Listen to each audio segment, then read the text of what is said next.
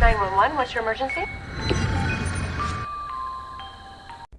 Hey, what's up, you guys, and welcome back to the Creepy and Paranormal Podcast. I hope that you have all been keeping well and staying healthy and just looking after yourself and, just pretty much living your best life. Today we are going to be doing a little dive into 9/11 and the events that transpired on that fateful day. I clearly remember it as clear as day. If I'm not mistaken, I could have been in standard 6 or standard 7 or maybe even standard 5 when this happened. And I was feeling unwell that day, and my late grandfather came to fetch me from school. And it was still early hours, and all I just remember him telling me when he collected me was, "Oh, the Americans are under attack." And being as young as I was, I could not quite fathom the severity of what he was saying when he said the Americans are under attack. And then he started proceeding to tell me what was going on. And I just remember that day clear as anything, because it was quite an standout moment in history, and it really just changed the way going forward with absolutely everything. So I'm going to be looking at that today. We'll not be doing a lot of the conspiracy stuff around 9/11, but more just want to give you guys a whole breakdown about a quick overview of the day and the events that actually took place on 9/11. As always, the Creepy and Paranormal Podcast is proudly sponsored by Invoice Cloud and Homeground Coffee. If you need them for anything, please, I always recommend them. Go and give them a like, follow, and, obviously just let them know that you got the details from me, your host, Shane Campbell. So it is that time. We are going to drop straight into the intro and then dive into the episode. Let's hit it.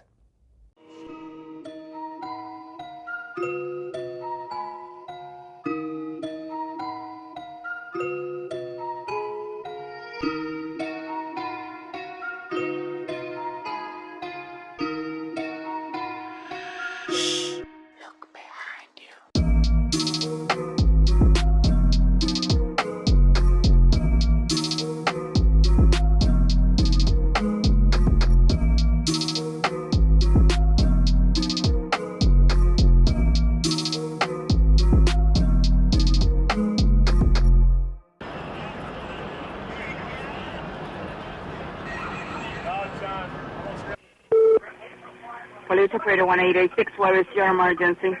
Yeah, hi. I'm on the 106th floor of the World Trade Center. We just had an explosion on the 105th floor. The 106th floor? Yes. 106, okay. We have a conference up here. There's about 100 people up here. What is your last name? Hanley, Hanley. H-A-N. We have smoke, and it's pretty bad.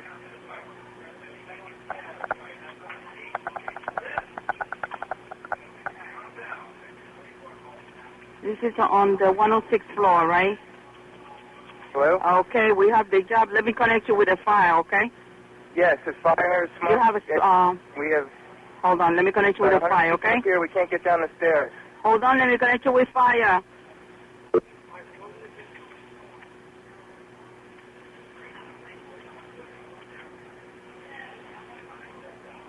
Come on now.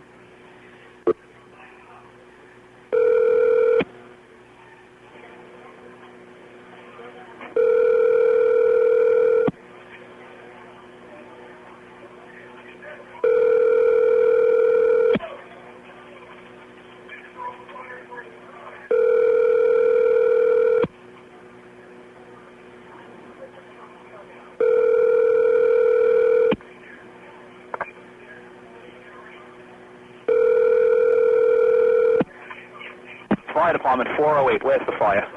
Yeah, hi. I'm on the 106th floor of the World Trade Center. We just had an explosion up here. Okay, 106th floor. What building are you in, sir? 1 or 2? One World Trade. All right. 1? Yeah. Yeah, there's smoke, and we had about 100 people up here. Sit tight. Do not leave, okay? There's a fire or an explosion or something in the building. All right, I want you to stay where you are. Yes. All right, what's your phone number there? We're on the 106th floor. Yeah, what's your phone number? Sir, your phone number. 646 Yeah. 752 Yeah. 2436. All right, we're there. We're coming up to get you. See the smoke coming up from outside the windows down. All right, we're on the way. Huh? We're on the way, sir. Okay. All right, Sorry. just keep some windows open. If you can open up windows and just sit tight. It's going to be a while because there's a fire going on downstairs. Open the windows unless we break. Okay. Just sit tight. Do that. All right, just sit tight. We're on the way. All right. Please hurry. Hello, you have to clear this area, please. For your safety, please clear this area.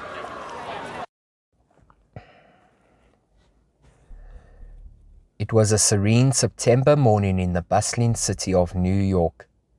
The sun had just begun to climb above the horizon, casting a warm golden glow over the towering skyscrapers.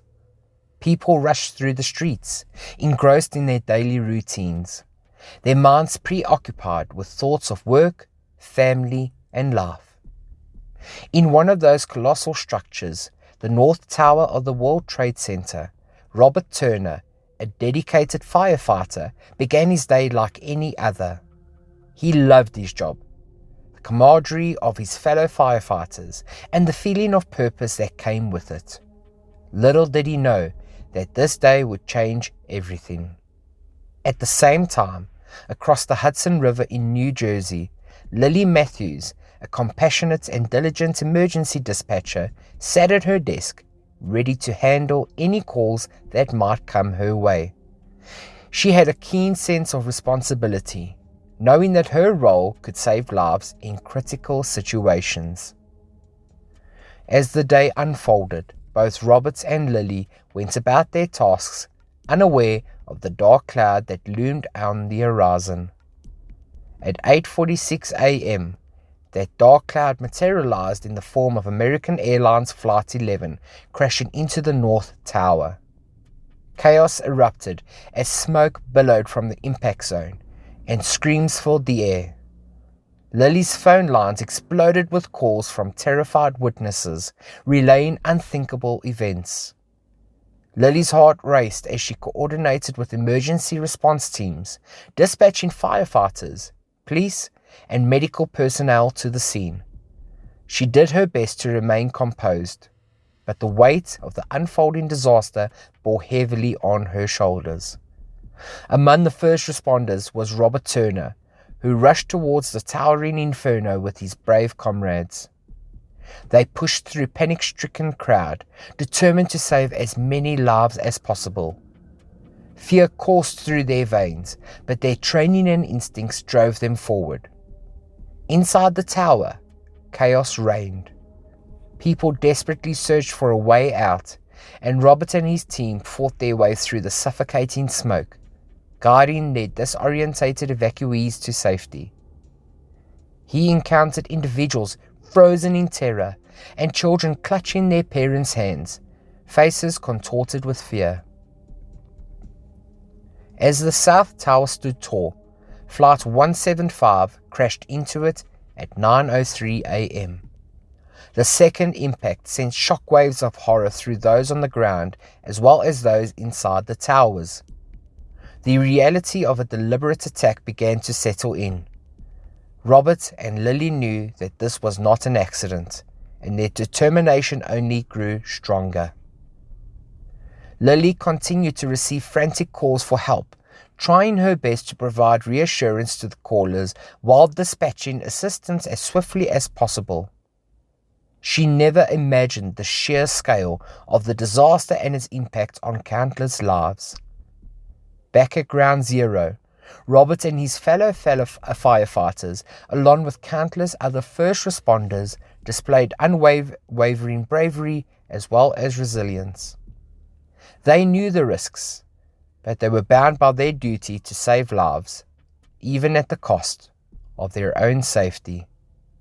At 9:37 a.m., the Pentagon, the symbol of America's military might, was hit by American Airlines Flight 77. The nation was under attack, and fear and uncertainty spread like wildfire. Amid the chaos and destruction, the heroes of that fateful day emerged, Ordinary individuals thrust into extraordinary circumstances. Their courage and selflessness would forever be etched in the annals of history. The unimaginable continued at 10:03 a.m. when United Airlines Flight 93 crashed into a field in Pennsylvania.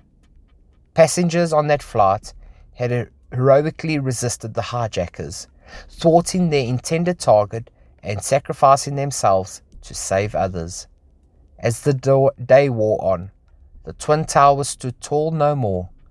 The North Tower collapsed at 10:28 a.m., followed by the South Tower at 9:59 a.m. The world watched in disbelief, and tears fell for the thousands who lost their lives that day.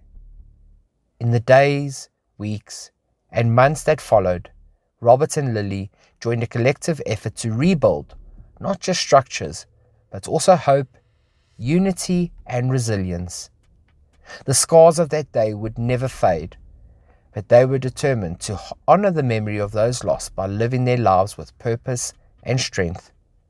The events of September 11, 2001 forever changed the world, but it also revealed the true heart of humanity. Acts of kindness, bravery, and compassion emerged from the darkness, inspiring a nation and the global community. Though the pain of 9/11 would linger for years, the echo of valor that resonated from the courage of people like Robert Turner and Lily Matthews would serve as a beacon of hope, reminding us that even in the face of the darkest adversity, the human spirits can rise above and shine brightest. While the events of 9/11 have been extensively investigated by various government agencies as well as independent organizations, some conspiracy theories have emerged over the years, suggesting alternate explanation for the attacks or claiming that the official version of events is incorrect or incomplete. I'm going to be looking at just a couple of these conspiracy theories in very short and just want to let you know about them. So number one is the controlled demolition theory. Now, some conspiracy theorists claim that the Twin Towers were brought down by a controlled demolition rather than being solely a result of the impact from the hijacked planes and the subsequent fires. They argue that the buildings collapsed in a manner similar to a controlled demolition seen in the demolition of old structures. Number two, the inside job theory. This conspiracy theory suggests that the US government or elements within it were involved in planning and executing the attacks. Proponents of this theory often point to alleged inconsistencies or anomalies in the official accounts and question the government's response to the attacks. Number three, the Pentagon attack theory.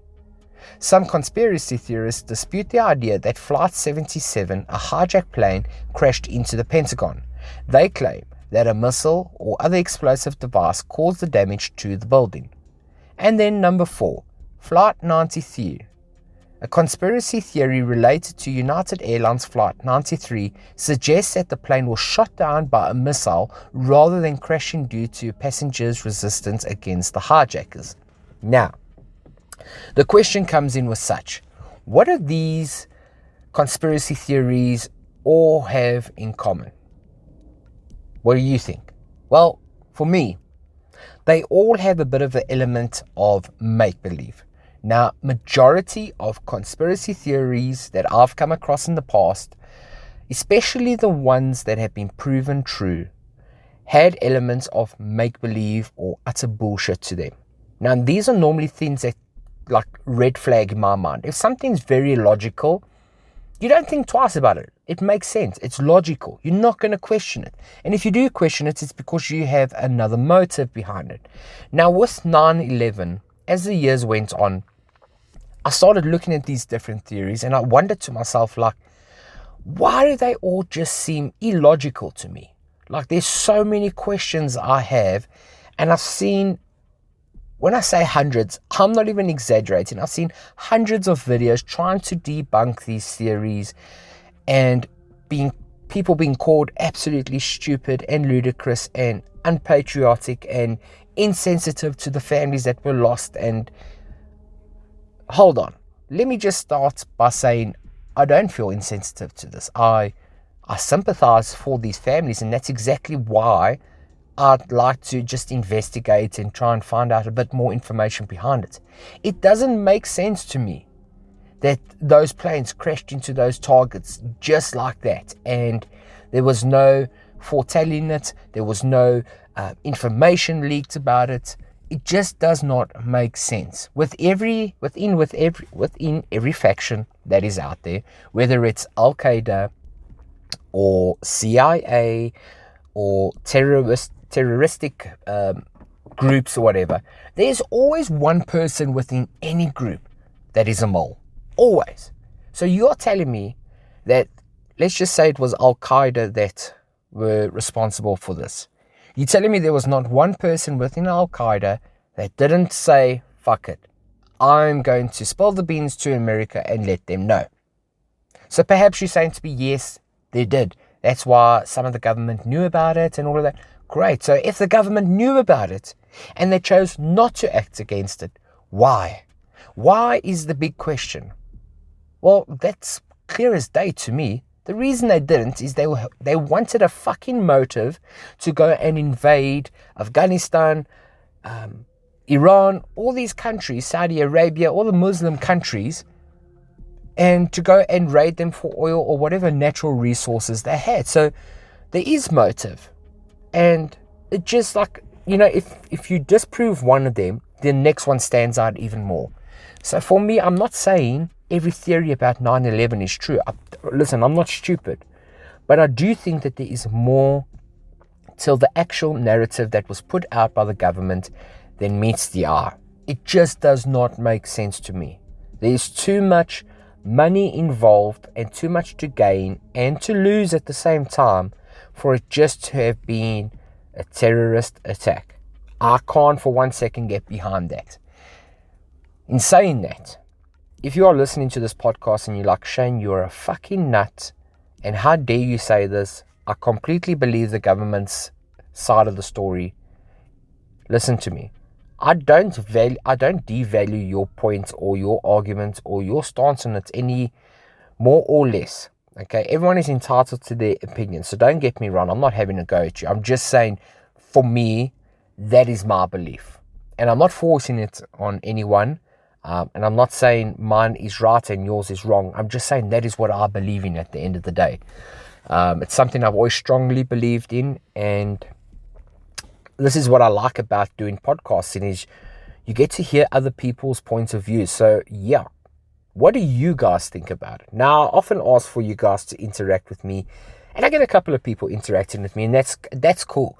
But this is the part of the show I really, really love. Tell me your point of view. Let's hear what theory you've heard, perhaps, or what theory you strongly believe in, or don't believe in for that matter.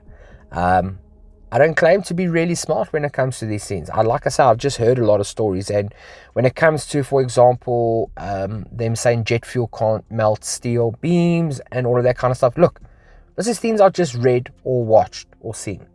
I'm not smart. I don't have a degree in science. Hell, I don't have a degree in anything, really. So I can't say for certain that that is true or that's not true. All I'm saying is there's a lot of questions that need answers. And if we just close our mind off to everything and just accept the narrative, we're going to be missing a lot of information out there. There's a lot more to meet that meets the eye. So what do you guys think? Tell me your stories. What do you think is true? What don't you think is true? And if this is not of interest to you, what kind of story do you want me to cover next? I'm feeling very creative, is that the right word? Creative at the moment, and I'm trying to produce content more often for you folks. So let me know what you enjoy, what you want to hear a story on. Do you want something on a ghost story, something paranormal, exorcism wise? Do you want me to do conspiracy theories about McDonald's? Yeah, tell me guys, tell me. I am a piece of clay. Mold me as you will.